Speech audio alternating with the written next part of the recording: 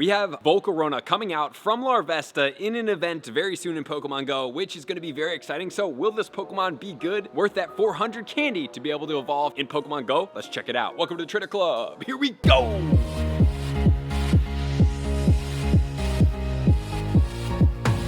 Volcarona in Pokemon Go. Very exciting Pokemon, very cool, a unique combination that is going to be fire and bug, which is a very unique combination in Pokemon Go. So let's explore this Pokemon to see how it's going to sit up as a meta raid attacker, and then I am going to predict how it's going to sit off in PvP as well, based on its stats and what it looks like. So let's jump into this Pokemon right now. This Pokemon is going to max out at 4,106 with an attack value of 264, a defense of 189, and a stamina of 198. So just off the bat here, obviously it is not sitting above 300 in that attack value, which is what we really look for it to shake up a specific category. Think about Mewtwo, we're looking at 300 attack value, very high, but 268 is actually pretty high. And since this Pokemon is going to be able to be evolved from Larvesta, it's a pretty cool Pokemon that's going to get all the way up here, but it does take a costly 400 candy, so you are going to want to Pineapple it and trade it over 100 kilometers to get that extra 3 candy per trade. But not only that, this Pokemon being a fire and a bug type, it will be double weak to rock, single weak to water as well as flying, and then it's going to double resist grass and single resist fairy,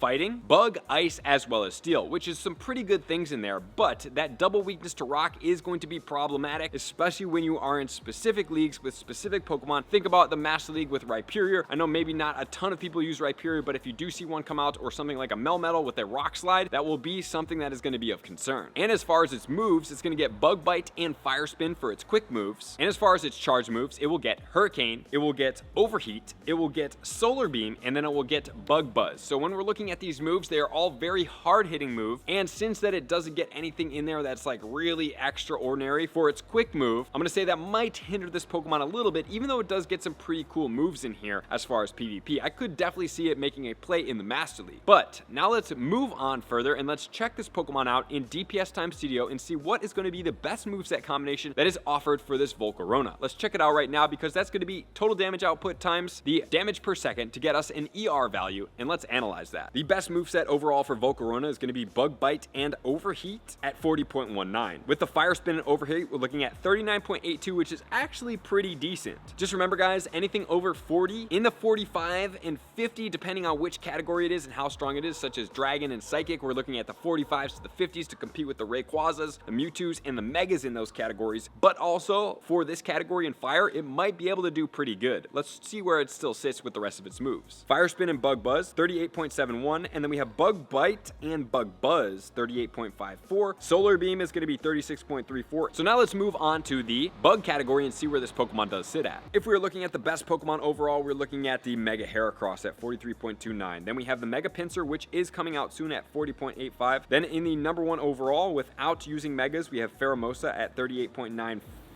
And then right behind it, 38.54, we actually have ourselves Volcarona, which is above the Mega Scizor and the Mega Beedrill, Shadow Pinsir, Shadow Scizor, Genesect, and other Pokemon, which is actually really impressive. Okay, wow, so as a bug Pokemon are not normally the strongest Pokemon in the game. However, there is definitely going to be a use for it, because this Pokemon is going to be non-mega, non-legendary, and you can get it in the wild, which is pretty cool. So this Pokemon is actually a really good choice, especially if you're going to be able to get it lucky pretty easily, because it will not be a special trait. That's going to be a very good play to have one of the top bug attackers in the game externally of the Megas, which are not that much stronger than it, and then you have Pheromosa, which is a very hard-hitting but glassy Pokemon, and now you have yourself Volcarona, which sits pretty good. So let's check it out in the Fire category. Number one Fire overall, Mega Charizard Y, and this is double stab boosted Fire. We have 51.91. Then we have Mega Blaziken, 51.65. Then we have Reshiram, top Pokemon right here, which is going to be Fire Fang and Fusion Flare at 46.8. Shadow Entei, Shadow Ho-Oh, Shadow Moltres, Shadow Blaziken, Mega Houndoom. Shadow Charizard is the first non-mega, non-legendary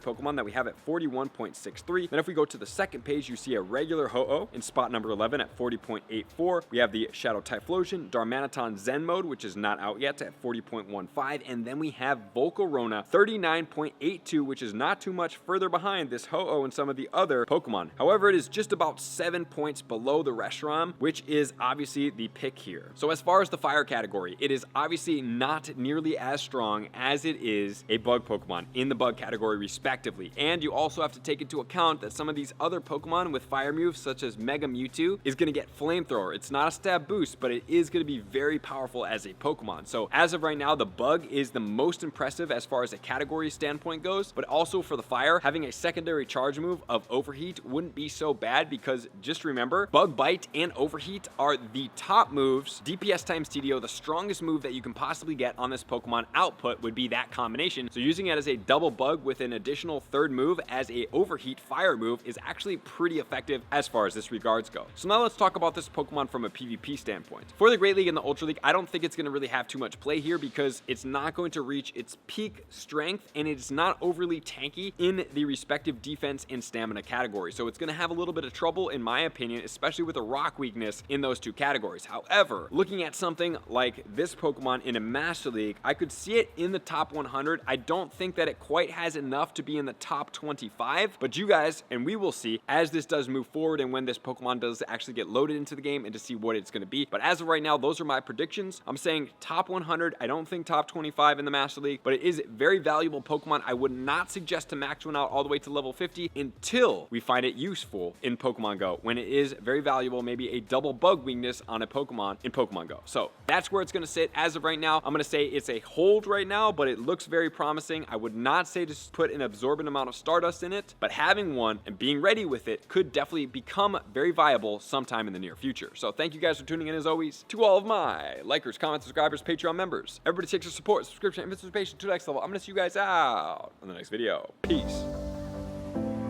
I want to take this time to thank everybody who supports me in every facet. It means the world to me, and an extra special thank you to all my Patreons. I greatly appreciate the extra support to continue to allow me to pursue Pokemon Go full time, allowing me to create my daily video uploads in the most timely fashion for everyone's benefit.